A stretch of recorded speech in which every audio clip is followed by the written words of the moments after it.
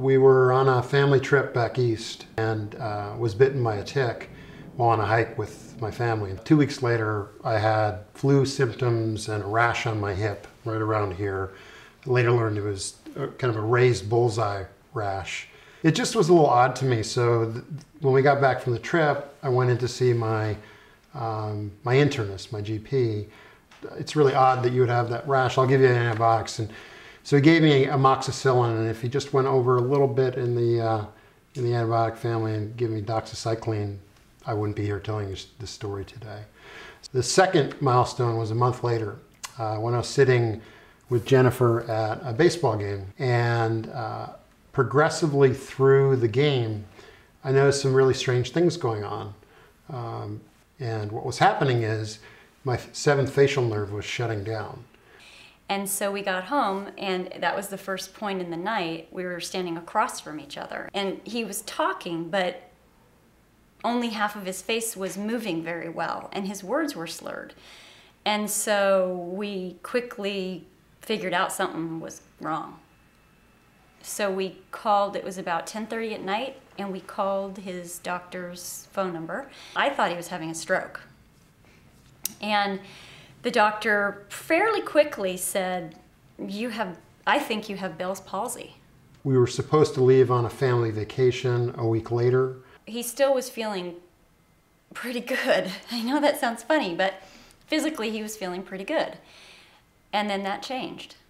The second I got down to the Oregon coast where we were vacationing, I began experiencing excruciating back and muscle pain. Pretty much 7/24. The doctor, who's an ENT, he comes in with the research and he says, here's a study that proves that I can improve your likelihood of your facial paralysis going away by 25% if I were to do a craniotomy on you in the next 48 hours.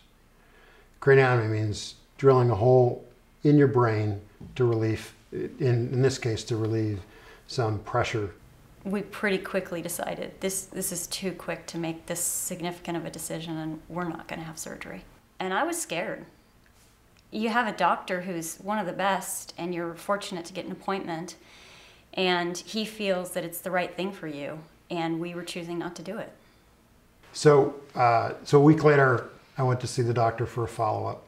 He said, well, you didn't take my advice to have this surgery. I guess we're just going to have to hope for a miracle. This is when we realized that we had to be the best advocates for our own health. So we've gone to all these doctors. I kept count, we were at 10 doctors at this point. And none of these specialists could figure out what I had. There was no integrated notion of what I had. And it wasn't until a friend called me and left me a voicemail. I've heard that you had all these symptoms. Get yourself checked for Lyme. Keith and I have often said that that phone call may have saved his life. We really very strongly believe in that sharing your experience can change a life. Sharing your experience can change someone's outcome of their health experience. And that is no small accomplishment. That's huge. We realized after he started feeling better that we had had 2 very lonely journeys. My experience of this illness was one of seeing my husband systematically become disabled. So first he was a little sick and he had a rash. Then he had facial palsy. Then he couldn't hear loud noises. Being around our kids was painful physically to him in terms of the noise. He started getting really bad, not just at night, but musculoskeletal pain, such that he was curled over like a 80-year-old man. He couldn't put his own shirt on, he couldn't dress himself. And then he started not being able to think clearly. So he would walk into a room, a little bit like a ghost in an abandoned house, And he wouldn't know why he got there, why he came there. And so he started carrying little Post-it pads around to remind him why he was going to a room, so that when he got to the room, he would remember why he was in the room. I've always been a person that's kind of had my identity tied with how I can use my brain and how I express myself and my memory. And those were all gone. And I didn't know if they were coming back. I was a father that was in too much physical pain to get down on the floor and wrestle with his kids, do all the kinds of things that a father does.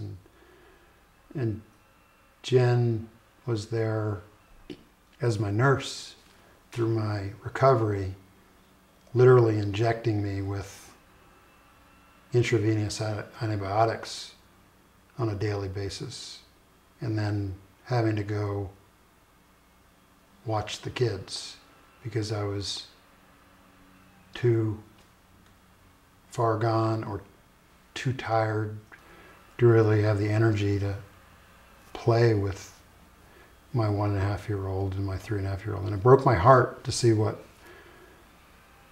and I feel like I lost a little bit of connection for that period of time with Jen, with the boys. And that's not something I'm gonna get back. One day, I was in the kitchen with the boys, who were now, 1.5 and 3.5, 2 and 4, and Keith was having a really hard day, and he was in a lot of pain. And he was yelling, and the boys were yelling, and I just left. So I walked outside, and I sat on the front porch and I started to cry.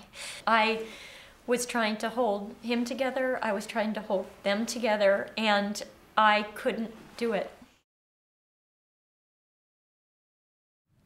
There's a sense of, I remember a sense of loss around that time, but I also remember a sense of wonder coming through it, that this had happened to us for a reason.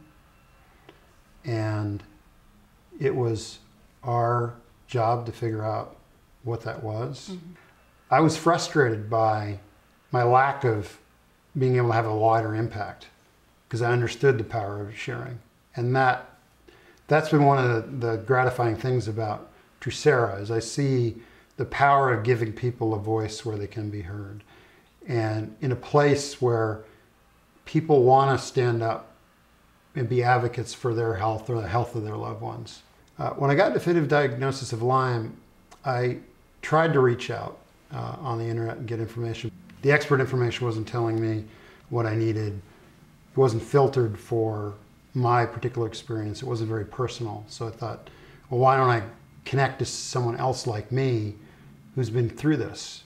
And I could learn from that. All I wanted to do was to find 6 people in the greater Northwest that could help me operationalize what I now knew to be Lyme disease. And that's when I began to weave the ideas together that building a purpose-built health network where people can find and share information from other people like them and real-world experiences from others who've been there would be a really powerful thing. We didn't want people to have to go through what we went through, and shuttling through doctor's offices and begging for appointments and not knowing what was going on and not having anyone to talk to who could really help us know what was happening and what we should do about it was a big reason why we wanted to create Trusera. We wanted people to not have to go through what we went through.